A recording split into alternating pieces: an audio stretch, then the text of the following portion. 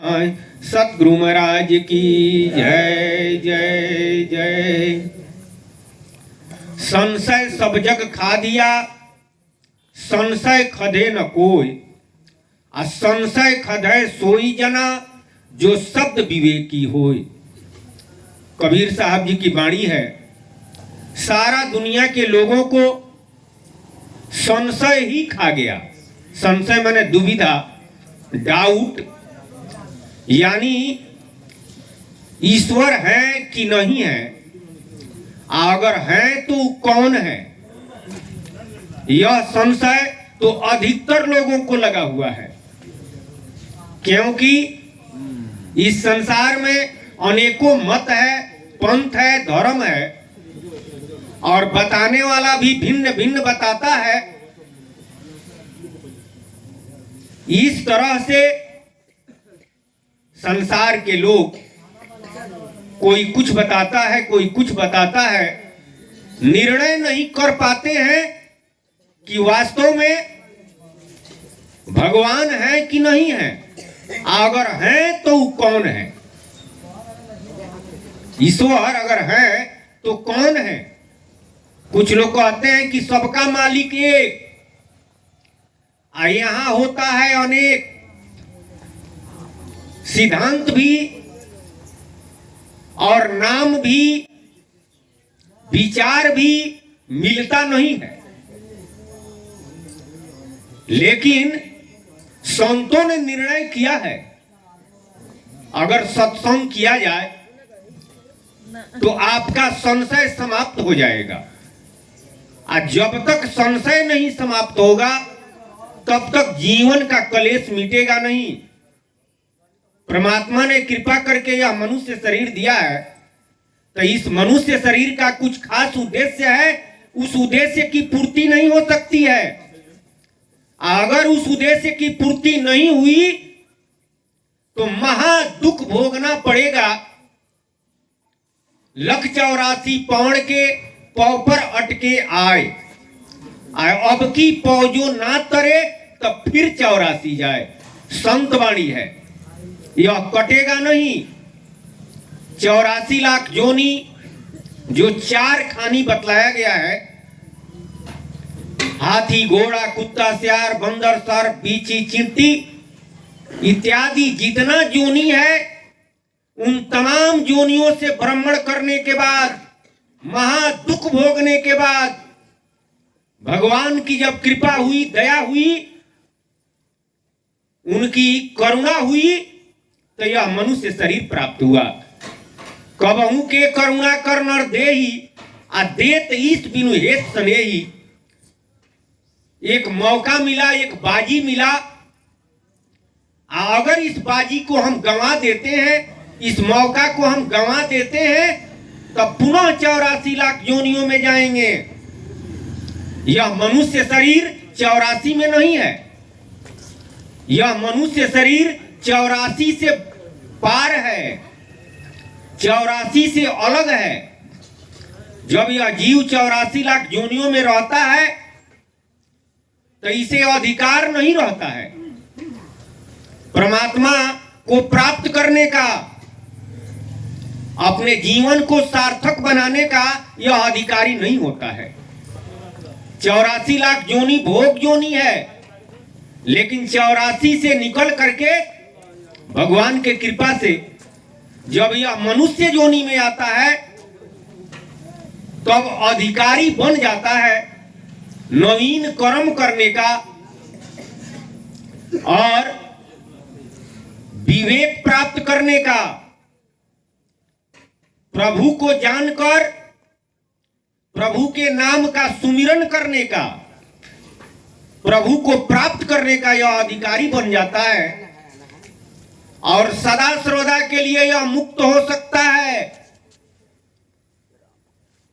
सदा सर्वदा के लिए यह मुक्त हो सकता है।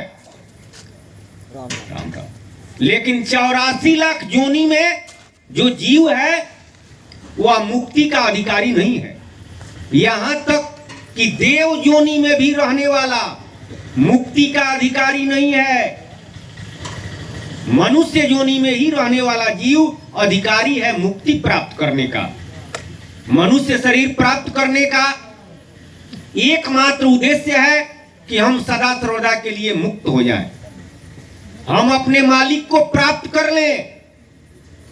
लेकिन यहां पर नाना तरह का सिद्धांत है और बताने वाले भी भिन्न भिन्न तरह से बताते हैं, इसलिए यह संशय में पड़ जाता है और संशय में पड़ा हुआ है।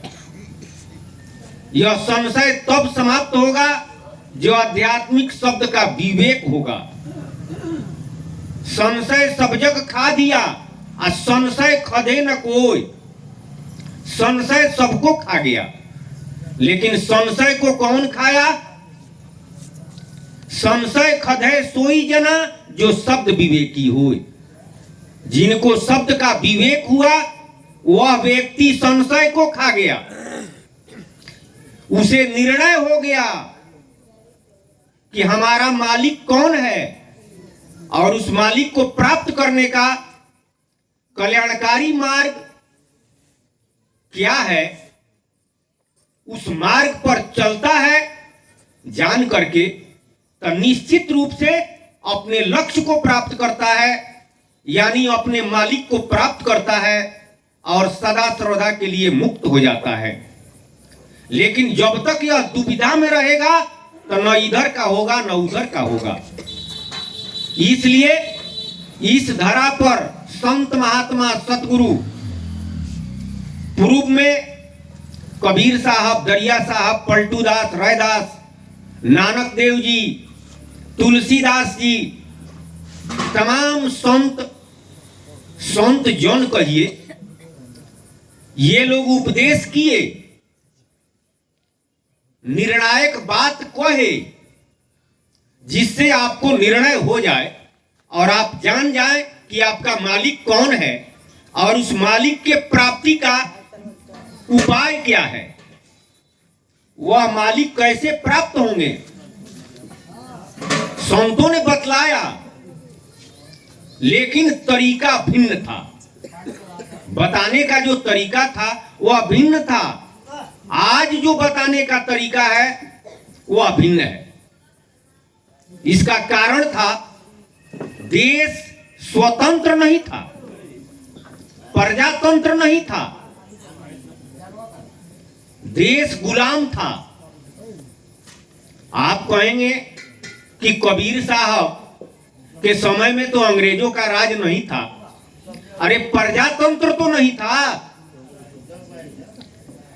प्रजातंत्र में जनता स्वतंत्र रहती है अपना विचार व्यक्त करने का, लेकिन राजतंत्र में राजा जिस धर्म को मानता है, जिस इष्ट को मानता है, प्रजा को भी बाध्य होकर के वही मानना पड़ता है। अगर अंदर से नहीं तो ऊपर से तो कहना ही पड़ेगा। इसलिए संत महात्मा जब देश गुलाम था या राजतंत्र था तो आए और अपनी बात कहे, तो कहने में बड़ी हरकत हुई। कबीर साहब जी ने कहा कि सांच कहे जग मारन धावे आ झूठे जग पतियाए। सांच कहते हैं तो संसार के लोग मारने के लिए दौड़ते हैं, आ झूठ कहते हैं तो उसी को सांच मानता है। तो झूठ पर चलेगा तो कल्याण होगा? नहीं होगा। आ सांच कहते हैं तो झंझटे करता है। एक महात्मा हुए रहीम जी, वो अभी संत थे। उन्होंने कहा कि अब रहीम संकट परो आए मुश्किल दो काम, आ सांच कहे जग मारिया आ झूठे मरिए राम। कहे कि हमारे ऊपर तो संकटे पड़ गया। सांच कहते हैं तो लोगे मारेंगे और मारने के लिए तैयार हैं, आ झूठ कहेंगे तो रामे जी मारेंगे। तो अब हम क्या करें? एक और संत हुए हथरस के तुलसी साहब, जो घट रामायण लिखे हैं, उन्होंने कहा कि सांच कहे अति कष्ट है आ झूठ कहे जग नष्ट। सांच कहने में बड़ी कठिनाई है, आ झूठ कहेंगे तो उसी पर चलेगा, नष्ट होगा। सांच कहे अति कष्ट है आ झूठ कहे जग नष्ट। आ यही भांति संत जन कह न सके स्पष्ट। लेकिन कबीर साहब जी कहे कि हम सांच कहेंगे, लेकिन जो मारने वाले हैं उनको बुझेबे नहीं करेगा, आ जिनको बुझाएगा वो मारेगा।